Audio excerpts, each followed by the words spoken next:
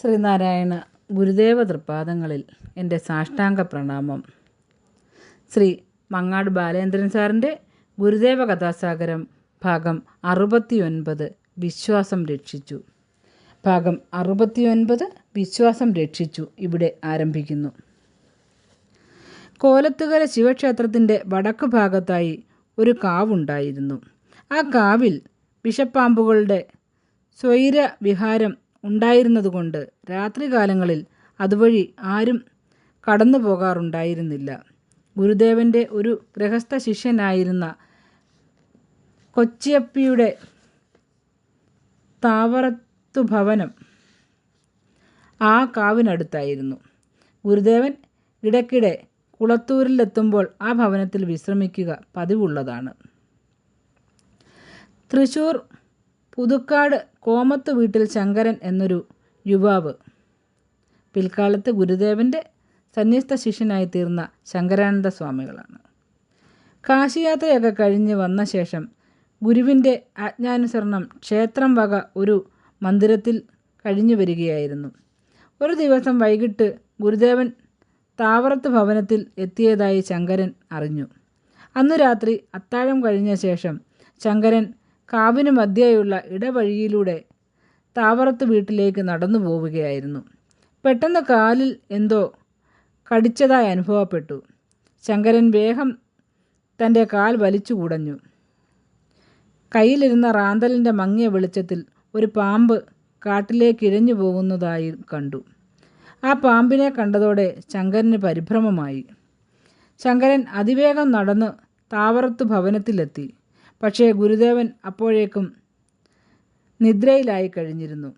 കാലിന് പെരുപ്പും വേദനയും അസഹ്യമായി വന്നെങ്കിലും ഗുരുദേവനെ വിളിച്ചുണർത്തി വിവരം പറയുവാനുള്ള ധൈര്യം അപ്പോൾ ശങ്കരനുണ്ടായിരുന്നില്ല.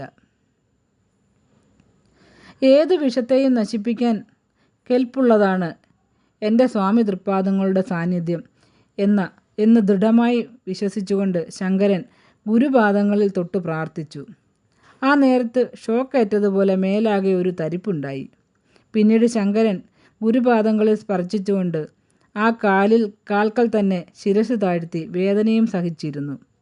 കുറച്ചു കഴിഞ്ഞ് അവിടെ തന്നെ നീണ്ടു നിവർന്ന് കിടപ്പായി. അങ്ങനെ വളരെ നേരം കിടന്നിട്ടും ഉറങ്ങുവാനായില്ല. സമയം നീങ്ങുന്നില്ലെന്ന് ശങ്കരന് തോന്നി. തൻ്റെ ദൃഢവിശ്വാസത്തിൽ മനസ്സർപ്പിച്ച് അങ്ങനെ തന്നെ പിന്നെയും കണ്ണടച്ചു കിടന്നു. കുറേ നേരം കഴിഞ്ഞപ്പോൾ വേദനയ്ക്കല്പം കുറവ് വന്നതായി അനുഭവപ്പെട്ടു. അതിനുശേഷം എപ്പോഴോ ചെറുതായി മയങ്ങി. പുലർച്ചെ ഗുരുദേവൻ ഉണർന്നെഴുന്നേറ്റതറിഞ്ഞ് ശങ്കരനും കൂടെ എഴുന്നേറ്റു. ശൗചാദി കാര്യങ്ങൾക്കായി പുറത്തു പോയപ്പോൾ ശങ്കരനും ഗുരുദേവന് പിന്നാലെ പോയി. കായലിൽ കുളി കഴിഞ്ഞ് കയറി വന്ന ഗുരുദേവനെ തൻ്റെ കാലിൽ പാമ്പിൻ്റെ കടിയേറ്റ ഭാഗം കാണിച്ചിട്ട് ശങ്കരൻ ഉണ്ടായ കാര്യങ്ങൾ അതേ വിധം പറഞ്ഞു. ശങ്കരൻ്റെ കാലിൽ കടിയേറ്റതിൻ്റെ മുറിവും കറുത്ത പാടും ഗുരുദേവൻ നോക്കിക്കണ്ടു. ആ മുഖഭാവത്തിൽ നിന്നും തന്നെ കടിച്ചത് വെറും പാമ്പല്ലെന്നും ഏതോ നല്ലയിനം വിഷപ്പാമ്പാണെന്നും ശങ്കരൻ ഊഹിച്ചു.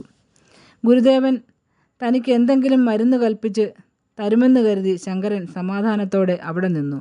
പക്ഷേ മരുന്നിനേക്കാൾ ശക്തിയുള്ളൊരു ഗുരുവചനമാണ് ശങ്കരൻ്റെ കർണപുടങ്ങളിൽ അപ്പോൾ പതിച്ചത്. വിശ്വാസം രക്ഷിച്ചു.